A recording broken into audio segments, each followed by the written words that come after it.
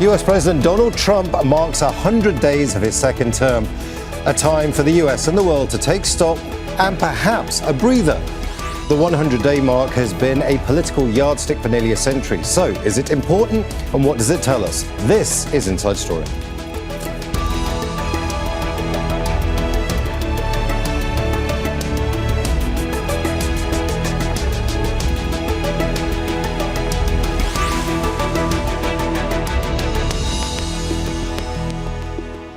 Hello and welcome to the programme. I'm Imran Khan. Whatever people think of Donald Trump, few will deny that the first 100 days of his second term have been busy. The impact has been felt far and wide. Marking the first 100 days in office began during F.D. Roosevelt's presidency, intended to give a boost during the Great Depression of the 1930s. Now, the tradition has persisted, but what does it mean? Can it define a presidency, especially one as turbulent as this seems to be? We'll talk to our guest shortly, but first, this report from Kulthum Sharif. Ushering in the golden age of America. That's what we have. At a campaign-style rally in Michigan to mark the first 100 days of his second term, U.S. President Donald Trump claimed a string of economic victories. And we're here tonight in the heartland of our nation to celebrate the most successful first 100 days of any administration in the history of our country. The past 3 months have been characterized by executive orders, an immigration crackdown, and far-reaching tariffs. The president imposed levies on America's biggest trade partners, Canada, Mexico, and China, and dozens of other countries. He said the duties would bring manufacturing back to the U.S., but so far, they've shaken markets and prompted worries of a global recession. Even ardent supporters seem less sure of his strategy. If this tariff thing doesn't go the way he thinks it's going to go, then I'm going to have to maybe have a little bit of second guessing on, certain things. The prominence of the world's richest man in the Trump administration has been controversial. Elon Musk, the owner of Tesla and social media platform X, was tasked with slashing federal budgets. But the sweeping spending cuts and layoffs by his so-called Department of Government Efficiency have led to major protests. Curbing illegal immigration was a campaign promise. And while the Trump administration says the number of undocumented people entering the U.S. has fallen, it's facing a string of legal challenges. Trump has also struggled to make good on his pledges to end 2 wars. You're in no position to dictate. His meeting with Ukrainian President Volodymyr Zelensky drove relations with Kyiv's most important ally since Russia's full-scale invasion in 2022 to a new low. And while he took credit for the Gaza ceasefire agreed in January, since Israel resumed its bombardment in March, nearly 3,000 Palestinians have been killed. And Israel has imposed its longest blockade of the war, denying Palestinians food, water, medicine, and humanitarian aid. His proposal for the U.S. to take control of Gaza was also widely rejected. The U.S. will take over the Gaza Strip. President Trump may be celebrating his achievements, but polls suggest he's losing support. Kulthum Sharif, Al Jazeera, for Inside Story.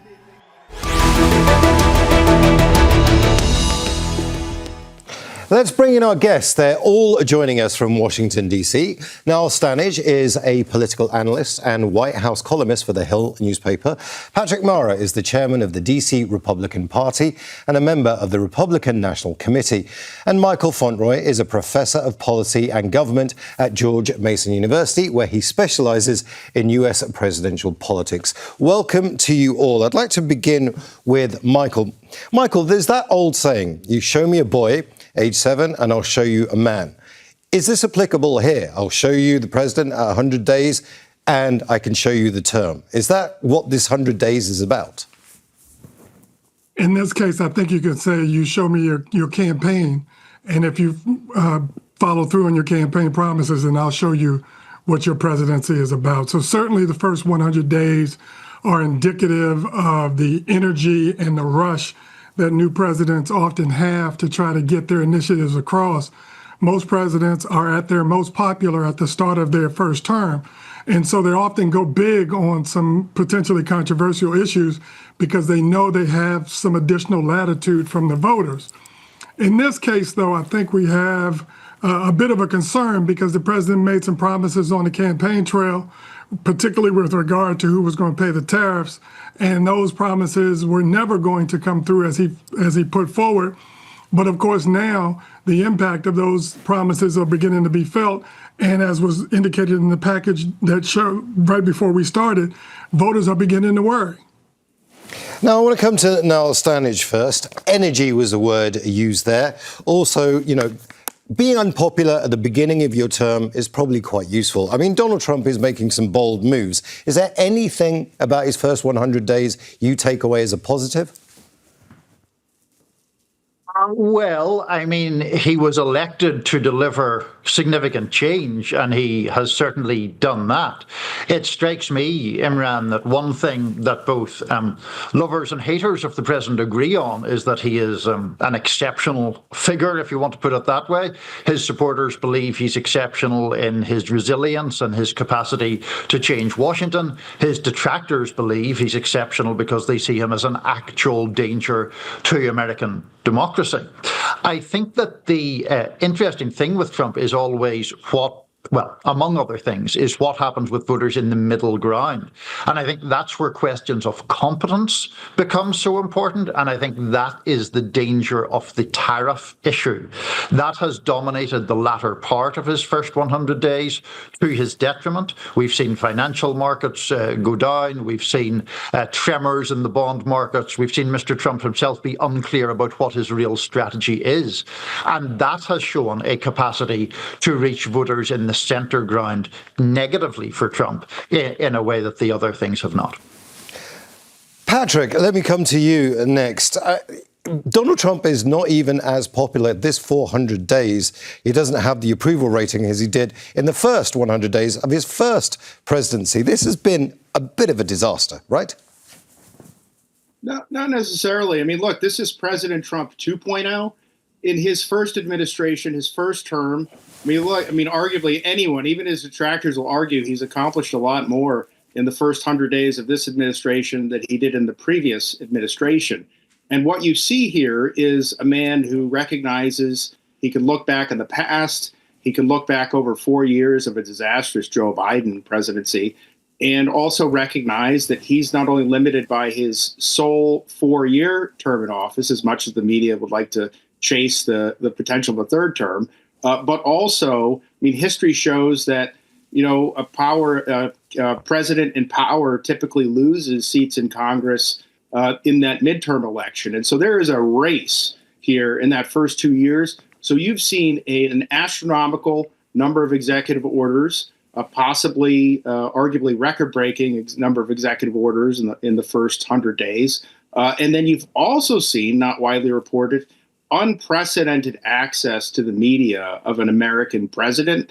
He is in constant contact with the American media. So say what you want, whether you're a supporter or a detractor. I'm going to pick you up on that, Patrick. He's in constant contact with the media that like him. For example, the AP, America's oldest news organization, is no longer at the White House press briefings. They're going to court over it. He's in contact with the people that he feels like him. No, I just want to pick you up on that point. I know, and I've heard that before. But every day there are at least 3 representatives brought into the Oval Office if he's in the White House, and there is a diversity of views. CNN has been in there. NBC has been in there. I'm not able to track it every single day, but there is a diversity of views. So certainly they have brought in, Caroline Leavitt has brought in alternative media and this kind of new media to take away from the big 3 networks, the big cable networks. But there has been a diversity of media. And look, the media does have access to the president, regardless. OK, we'll leave it at that, because I do want to come back to, we've got a lot to get through. I want to go to Michael. Michael, 142 executive orders in the first 100 days. Is that a record-breaking amount of executive orders? And can you rule by executive order? It's a very large number for sure. But I have to also say, Imran, that it's largely irrelevant. It's not the number of executive orders that are being signed. It's the impact, the constitutionality, and whether or not they're actually effective. You know, I teach about executive orders in my classes on the presidency, and one of the points that I make to the students is that there is some performative nature, some performative aspects of executive orders that are intended to suggest that certain things are being done to help energize their bases. But when you look at it a year down the line or so, you may find that actually it didn't do very much at all. And so I don't think that executive orders are the best measure of presidential effectiveness.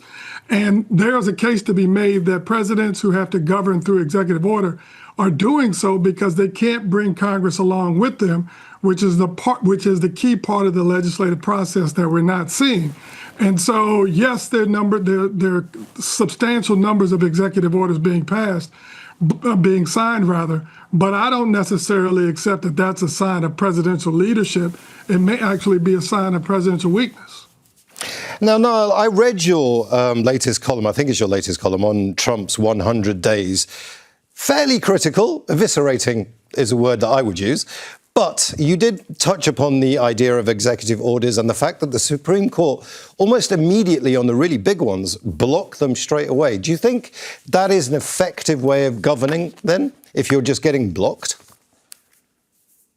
Not particularly. I mean, I think that highlights the point that the professor was just making, that the mere existence of executive orders is not in itself an exhibition of strength. One of the cases that I think you're referring to, Imran, is perhaps the executive order where the president invoked an 18th century law, the Alien Enemies Act, as a way to deport Venezuelan migrants from this country. Now, that is subject to court challenge, of course. The legislation is, I think it is a very dubious case that legislation applies to a gang. It's a law that refers to a foreign nation or government. But I think it is one of these things that Trump did in order to demonstrate to his base that he was doing something. We saw the same thing, incidentally, in his first term. The so-called Muslim ban also got bogged down in the courts. Eventually, a third iteration of that measure did pass muster, but it was an attempt by the president at that time to show that he was taking action for good or for bad. Obviously, it elicited enormous protests as well as some supporters from people more sympathetic to him. Patrick, one of the things Donald Trump has prided himself on is being a Silicon Valley-esque disruptor, somebody who can actually take very bold decisions, make them quickly and change markets. One of the people they brought in was Elon Musk. That has been an absolute disaster. It hasn't worked, surely. No, I mean, look, first of all, we need time to see how this works out. You're going to crack some eggs when you're doing something that nobody has ever done before. In this case, look, for decades, since before I was born, Republicans have said they are going to reduce the size of government. You know, they're going to get rid of the Department of Education. They're going to get rid of this. They're going to get rid of that. President Trump is the first one to actually do that. And so the interesting thing here is that even among, kind of traditional Republicans who are on the fence about Trump, in this instance, this is one of those areas where Republicans have been talking about this, but here's a Republican president finally doing something to reduce the size of government. Michael, you were just listening to that. I saw you put your hand up there. You were just listening to that. Well, tell me what you think of what Patrick just said. Well, first, let me just say, I used to work in the federal government before I went into the academy. And one thing I learned during that time is that there are a lot of dedicated, talented people who are working to advance the agendas of our government in all aspects of American life. And it's easy to blame bureaucracy for problems. Bureaucracies can't fight back. But the indiscriminate nature in which people are being fired, experts in health and safety, for example, are threatening to undermine food safety, and transportation safety, and all other areas in which Americans rely on governments to provide certain services. And so I am not at all certain that this is a good thing. Yes, there are always efficiencies that can be found in organizations, any organizations, and we see this all the time in the private sector. But these are indiscriminate cuts that are going to impact states and communities all across the country. Imran, there are federal workers in all 50 states and not just in the District of Columbia. And communities are going to be impacted. There's going to be economic downturns all over the place. And in the end, we may find that this was a colossal disaster. Patrick, I'm going to come back to you in just a second to answer that, but I want to go to Niall Stanage first. Niall, was it shocking to you that an unelected person like Elon Musk was given that much power, that much quickly, and wielded it? Did that come as a surprise? One of those things that is, I think, shocking but not surprising, maybe. Elon Musk had spent almost $300 million to elect Donald Trump last year. He is also someone who I think the president reveres and wishes to stay close to, in part because of Musk's proprietorship of X. People have always predicted that Donald Trump and Elon Musk are going to have a falling out. I have tended to be skeptical about that, and here's why. Donald Trump, for all his life, all his adult life, has been very concerned about public perceptions of him. And I think his closeness to Elon Musk is akin to a politician cozying up to a media mogul of a previous generation. He understands Musk's capacity through X to affect or to change public perceptions. And so that's one of the reasons why he's holding him so close.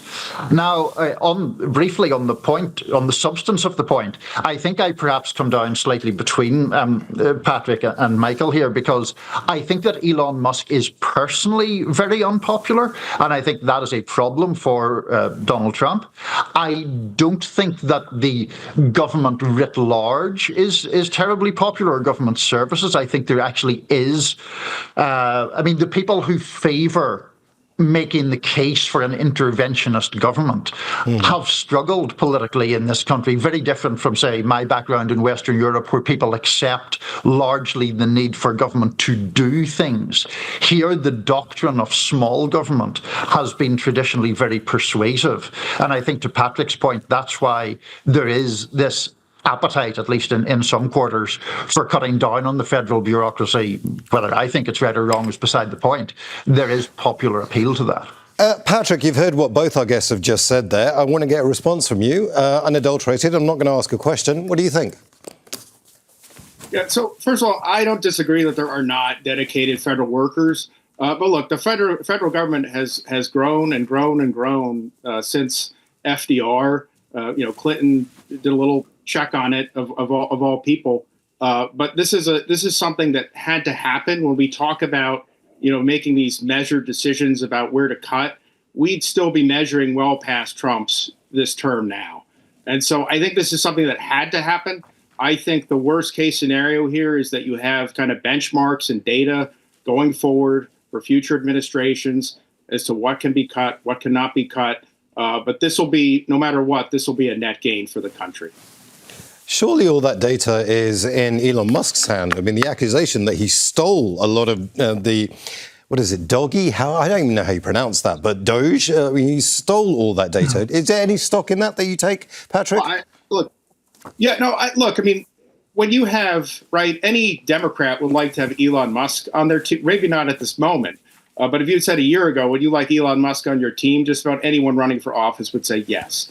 To have the man that went to space, is going to take us to Mars, is going to go to the moon, literally became more space-oriented than NASA practically, and then at the same time kind of reinvented the electric automobile in the United States, which 20 years ago we all would have said is the scientists did that, and the original founders of the company did that. He was just a very good businessman. He didn't invent the electric car. I get it, but he's the one that really took it forward.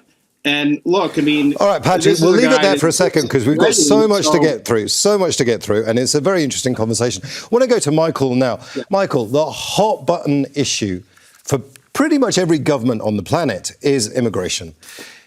Donald Trump has come in with a very direct, very forthright immigration policy, perhaps much more than any other people did. Why is he able to be so direct when it comes to immigration, and other administrations have just kind of danced around the issue? Why him?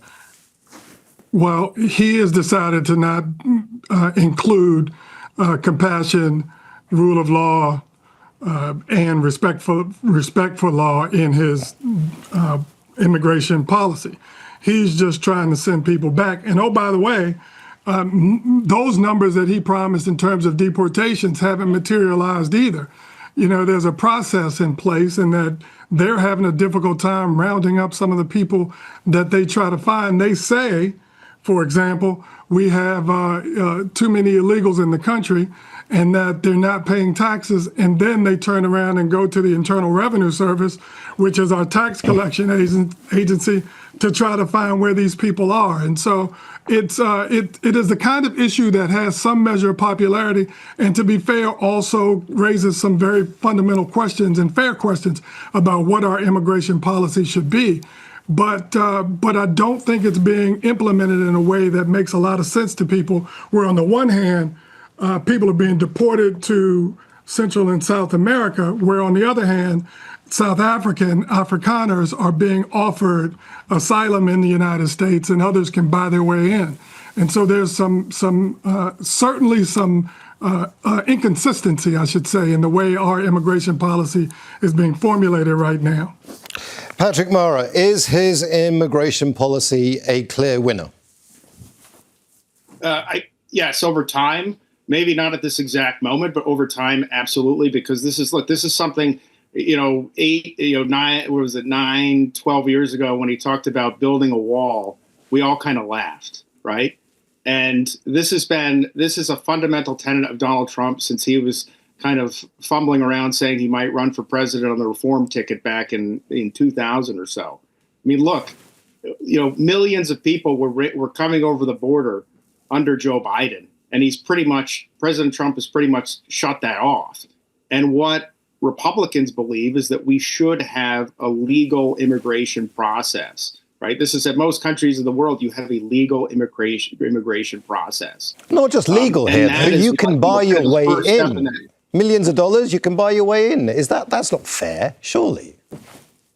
I mean, look, if we want to attract the best talent in the world to come to our country, then if there's a special golden visa, so to speak, then so be it. If there's a pathway to citizenship that gets people to come here who have lots of money that want to invest in the United States, so be it. But that will be a small percentage of the people who immigrate to the United States. I want to go to Niall now very quickly, because we're running out of time. There's a lot to get through. Niall, I'm sorry, I keep saying that. Niall, I mean, this is not an immigration policy. This is just simply isolationism, surely? Well, it depends what you mean. I mean, one of the interesting polls in recent times, Imran, was from Fox News, which, even though it gets criticised rightly, in my view, for its editorial line, has an excellent independent-minded polling unit. They split up this issue into border security, deportations, and immigration. On border security, the president's numbers are very strong because of some of the reasons that Patrick has just outlined, with the huge numbers we saw during the Biden presidency. On deportations, they are much worse, because people, I think, do have concerns about the lawlessness, the ignoring or disregarding of court orders, a judge ordering deportation planes to be turned around and the administration simply not doing so.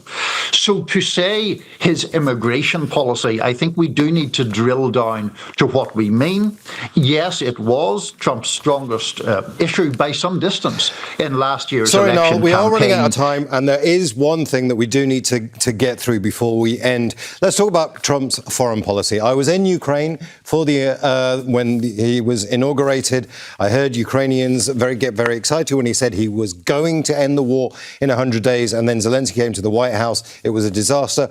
Vladimir Putin hasn't really backed down. Patrick, he's failing when it comes to foreign policy. Just very quickly. No, I mean, he can't throw the man he needs to negotiate with under the bus. And Putin is holding almost all the cards right now in this negotiating process. President Trump opposes war, right? Unusual, because we had, President Bush got us into Iraq, for example. Donald Trump was opposed to Iraq. He does not want us to be in wars. Biden was taking us down a pathway that we were going to keep giving money, and probably eventually having boots on the ground. And this is something that President Trump opposes. And so I think we have to let this play out in the unique way that President Trump negotiates. Michael Fauntroy, President Trump is against war. Under the last 100 days of the Biden administration, 4,808 Palestinians were killed by Israel just in Gaza alone. In the 100 days of Trump, and this is with a 2-month ceasefire, some 3,000 Palestinians been killed in Gaza. That's an escalation. Netanyahu is coming to the White House. Israel gets preferential treatment. The wars are still continuing. How can he say he's anti-war? Not only are the wars still continuing, there's a different war that we aren't being talked about, and that's the humanitarian crisis that's literally starving Palestinians to death with the blockade on humanitarian aid, so that will add additional casualties to all of this. And it just speaks to the reality that the sort of most favored nation status that Israel receives on the other side of that means that Palestinians and others will get worse treatment going forward. And President Trump has no intention on stopping that. Niall, I want to end with you. Just talk to me quickly about what you think he is doing when it comes to foreign policy and whether there's anything sensible about it. Well, in relation to the situation in Gaza, he's obviously very pro-Israel to the point of, in effect, backing a policy of ethnic cleansing, removing people from Gaza. In relation to Ukraine, he telegraphed his intentions very clearly on the campaign trail. He's very sceptical of American aid to Ukraine. That leaves the door wide open for Russia to advance further or to push as hard a line as it possibly can in any peace negotiations. We're out of time, sadly. I want to thank our guests, Niall Stanage, Patrick Mara and Michael Fauntroy. And thank you for watching. Now, you can see the programme again anytime by visiting our website, aljazeera.com. And for further discussion, go to our Facebook page. That's facebook.com/AJ Inside Story. And you can join the conversation on X. Our handle is @AJ Inside Story. From me, Imran Khan, and the whole team here, bye for now.